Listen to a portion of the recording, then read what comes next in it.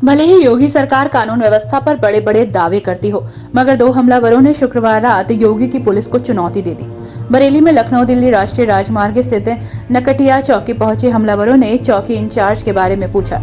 उनके मीटिंग में होने की जानकारी पर दोनों कुछ दूर चले, फिर लौट कर आए और सिपाही पर फायर झोंक दिया।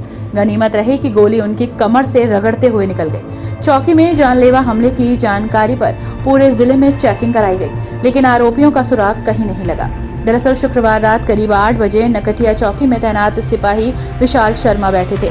उन्होंने बताया कि मोटरसाइकिल पर आए दो युवकों ने एक चौकी के अंदर गया और दूसरा बाहर। उसने इंचार्ज दीपक कुमार के बारे में पूछा तो बताया कि मीटिंग में गए हैं, कुछ देर बाद मिलेंगे। इस पर दोनों युवक कुछ दूर चले और फिर लौट आए। उसमें से एक मोटरसाइकिल स्टार्ट किए बैठा रहा, दूसरा उतर कर आया और तमंचे से फायर कर दिया। उसका तमंचा निकलते ही वो झुक गए थे, इसलिए गोली बगल से निकलकर लोहे की अलमारी में टकराकर कमर से रगड़ती हुई निकल गई। इतने में दोनों आरोपी शाहजहांपुर की ओर भाग गए। घटना हुई, फायरिंग हुई है, क्या है पूरा मामला, किसने के निर्देश दिए?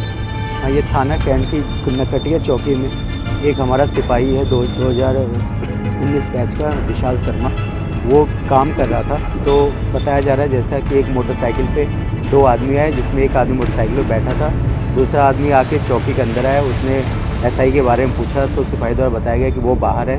तो वो लौट के आया, उसने बहुत ज़्यादा दारू पी रखी थी। सिपाही द्वारा उसको टोका भी गया कि तुमने बहुत ज़्यादा दारू पी रखी, बाहर जाओ। तो उसने एक असलहा निकाल के फायर किया और वो एक हमारे यहाँ लोहे की अलमारी, उससे लगती हुई गोली सिपाही को छूते हुए पीठ पे छूते हुए निकल गई है। सिपाही की कंडीशन ठीक है, वो हमारे साथ में ही है। और सीसीटीवी फुटेज में हम लोग को दो अपराधी जो हैं उनकी फ़ोटो मिली है, उसके आधार पर आगे कार्रवाई की जा रही है। सर क्या लगता है कौन लोग ने बड़ी वारदात को अंजाम देकर चले? अब भी दिखवाया जा रहा है, अभी तो कुछ कहना जल्दबाजी होगी। हम लोग के और भी लोगों से पूछताछ की जा रही है और थाने के रिकॉर्ड्स भी देखे जा रहे हैं और शीघ्र इस पर कार्रवाई करी जाएगी। ये पूरी घटना सीसीटीवी में कैद हो गई है, जिसकी मदद से पुलिस आरोपियों की खोज कर रही है।